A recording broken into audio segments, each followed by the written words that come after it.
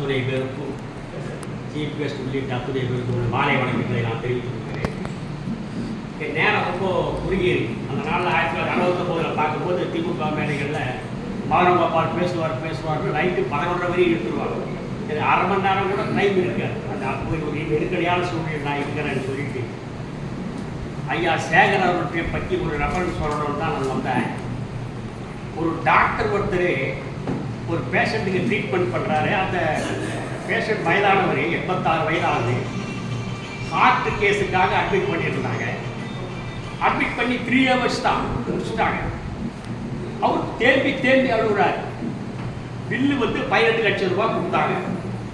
அந்த பேஷண்ட் தேம்பி ஏங்க இப்போ காசு இல்லையா சொல்லுங்க, அவரால் அழுகுறீங்களா? இல்லை, காசெல்லாம் இருக்குது, இப்போ ஏங்க அழுகுறீங்கன்னு சொல்லும்போது 3 மணி நேரம் என்னுடைய இதயத்தை பாதுகாத்துறதுக்கு நீங்கள் 18 லட்சம் ரூபா வாங்கிட்டீங்க.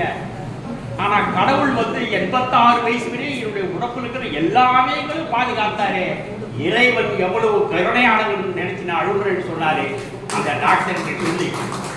அதுபோல நான் 2 மாதங்களுக்கு முன்னாடி உடல்நிலை சரியில்லாத இருந்தபோது டாக்டர் சேகர் அவர்களுக்கு வாட்ஸ்அப்லையும் ஃபேஸ்புக்லையும் கொடுக்கும்போது அவர் சில ட்ரீட்மெண்ட்லாம் சொல்லி நடக்கவே முடியாதுன்னு நினைச்ச போது இன்றைக்கு நடந்து 2 மாதங்கள் கொடுத்து இந்த நகைச்சுவை மேடையில் பேசுகிறேன்னா என்னுடைய உயிர் நண்பன் டாக்டர் சேகர் அவர்கள் தான் காரணம் என்று சொல்லி வாய்ப்புக்கு நன்றி கூறி இருக்கிறேன்.